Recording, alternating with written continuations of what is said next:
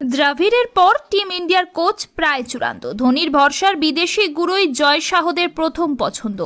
রাহুল দ্রাভিড়ের জাতীয় দলের কোচিংয়ের মেয়াদ শেষ হচ্ছে টি-20 বিশ্বকাপের পরই, আর নতুন হেড কোচ হিসাবে বিসিসিআই কার্যত ঠিক করে ফেলেছে স্টিফেন ফ্লেমিংকে। তবে আলাদা আলাদা ফরম্যাটের জন্য আলাদা আলাদা কোচ নয়, নতুন কোচকে 3 ফরম্যাটেই কোচিং করাতে হবে। তাই বছরে 10 মাস ভারতে কোচিং করাবেন কিনা কিউই কোচ তা নিয়ে প্রশ্ন চিহ্ন রয়েছে। ফ্লেমিং সমস্ত দিক বিবেচনা করে ভারতের হেড কোচের পদে আবেদন করবেন কিনা সেটাই দেখার।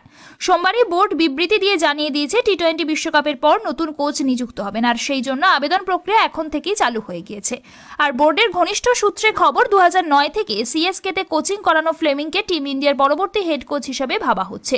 রোহিত কোহলির কেরিয়ারের শেষের দিকে নতুন ক্রিকেটাররা উঠে আসছেন, এই সন্ধিক্ষণে বোর্ডের তরফে অভিজ্ঞ কোচের উপর ভরসা রাখা হচ্ছে। ক্রিকেটারদের সেরাটা বের করে আনা, দলে পজিটিভ পরিবেশ বজায় রাখা, সিএসকে দীর্ঘদিন সাফল্য এনে দেওয়া। স্টিফেন ফ্লেমিংয়ে মুগ্ধ ভারতীয় ক্রিকেট বোর্ড। তবে এই মুহূর্তে 51 বছরের কিউই কোচ এখনই সিএসকে টিম ম্যানেজমেন্টকে ফ্র্যাঞ্চাইজি ছাড়ার বিষয়ে কিছু জানাননি। সিএসকের কোচ হওয়ার পরে ফ্লেমিং দুনিয়া চষে বেরিয়েছেন। বিগ ব্যাশে মেলবোর্ন স্টার্সে 4 বছর কোচিং করিয়েছেন। দক্ষিণ আফ্রিকায় টি-20 লিগে জোবার্গ সুপার কিংসের কোচ হয়েছেন। এমনকি মেজর লিগ ক্রিকেটের টেক্সাস সুপার কিংসের কোচ হিসেবে দেখা গিয়েছে। 2 ফ্র্যাঞ্চাইজি সিএসকের সিস্টার ফ্র্যাঞ্চাইজি। এছাড়াও 100 লিগে সাদার্ন ব্রেভের হেড কোচ হয়েছেন। জুলাইয়ে একই সঙ্গে মেজর লিগ ক্রিকেট এবং 100 হওয়ায় 2 টুর্নামেন্টেই ব্যস্ত সময় কাটাবেন তিনি। স্টিফেন ফ্লেমিংয়ে বোর্ডের নজরে চমকের কিছু নেই। সাফল্যের সঙ্গে সিএসকে দীর্ঘদিন কোচিং করানো ফ্লেমিংয়ে মুগ্ধতার অভাব নেই বোর্ডের অন্দরমহলে। খেলোয়াড়ি জীবনে চতুর অধিনায়ক ছিলেন। কোচ হিসেবে দেখিয়ে দিয়েছেন কিভাবে দীর্ঘদিন একই মন্ত্রে এক দলকে সাফল্যের চূড়ায় পৌঁছে দেওয়া সম্ভব।